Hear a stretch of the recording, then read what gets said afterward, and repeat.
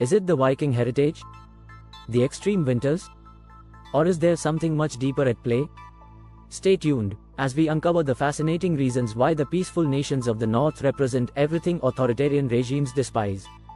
Scene 1. Historical Roots: The Birth of Democracy. Let's start with a journey through time. The Nordic countries didn't just stumble upon democracy, they've been shaping it for centuries. Imagine this, in 930 AD, while much of Europe was under monarchies and feudal lords, Iceland established the Althing, one of the world's oldest parliamentary institutions. Denmark's democratic traditions go back centuries as well, with their peaceful transition to a constitutional monarchy in 1849.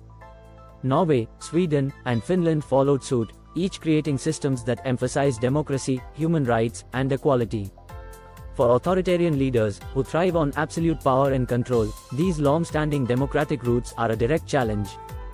Democracy, after all, is a system where power is shared, and leaders are accountable to the people, something authoritarians can't afford. Let's break this down further.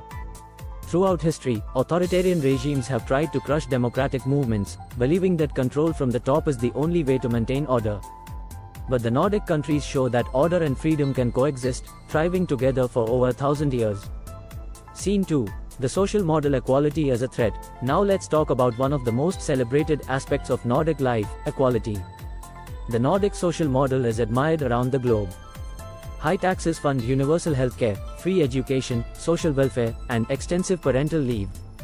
But there's more to it than just the benefits.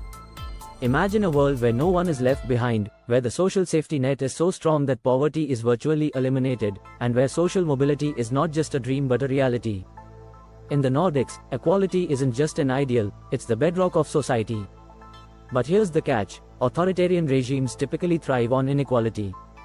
By keeping people in poverty, dependent on the state, or by concentrating wealth in the hands of a few, they can maintain control. When they look at the Nordic model, they see a threat: a society where people aren't just surviving, but thriving, without the need for an iron-fisted ruler.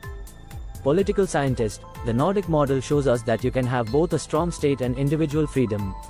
This balance between social welfare and personal liberty is terrifying for authoritarian leaders, because it undermines their claim that only they can provide stability. Scene 3. Press freedom and transparency: exposing the truth. Let's not forget about one of the biggest thorns in the side of any dictator: a free press.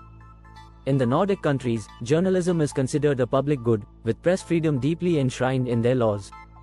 Imagine a country where journalists can investigate and report without fear of persecution, where government officials are held accountable by the media, and where information is freely available to all citizens. That's the reality in the Nordics. Compare that to authoritarian countries, where the media is often a tool of the state, used to spread propaganda and suppress dissent. For dictators, an informed populace is a dangerous populace. They can't afford to have citizens questioning their authority, let alone exposing their flaws to the world. Journalist: in countries like Norway and Sweden, transparency is not just encouraged, it's expected. This culture of openness is the opposite of what you see in authoritarian states, where secrecy and control are the norm. For authoritarian leaders, the idea of a free press that holds power to account is terrifying. It's no wonder they have such disdain for the Nordic way of life. Scene 4. Education and innovation: the knowledge threat. Another pillar of the Nordic success story is education. It's no coincidence that these countries are known for some of the best education systems in the world. Education in the Nordics isn't just about getting a job, it's about empowering individuals to think critically, to innovate, and to engage with the world. It's about creating citizens who are informed, curious, and capable of challenging the status quo. Authoritarian regimes, on the other hand, often restrict access to education or use it as a tool for indoctrination. They fear educated populations because knowledge is power, and power in the hands of the people is a direct threat to their control.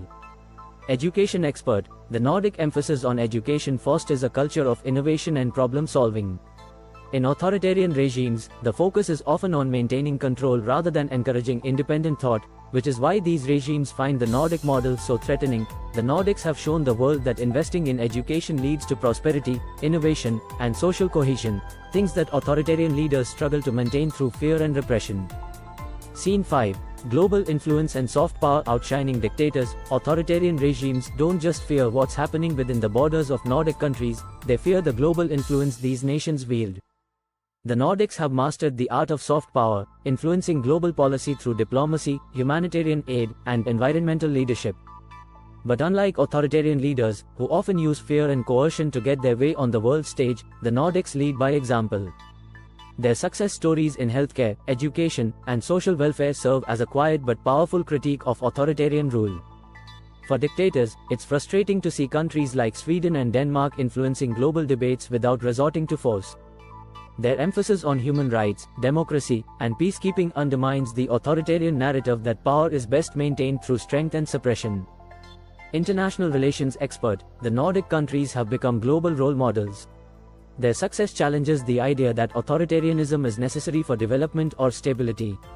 When authoritarian leaders see the Nordics gaining global influence without resorting to oppression, it threatens their entire worldview. The Nordics' global soft power is a force that authoritarian leaders can't easily counter, and that's why they fear it so much. Scene 6. The Nordic threat to authoritarianism. So, why do authoritarians hate the Nordic countries? Because these nations embody everything that dictators fear: democracy, equality, freedom of speech, access to education, and global influence. The Nordics have proven that you can build a prosperous, just, and peaceful society without sacrificing freedom, and that's a message authoritarian leaders can't afford to let spread. It's no wonder authoritarian regimes are so threatened by the Nordic model. It's living proof that there's a better way, a way that values the dignity and rights of every individual, no matter their background. Thanks for watching. If you enjoyed this deep dive, hit that like button, subscribe to our channel,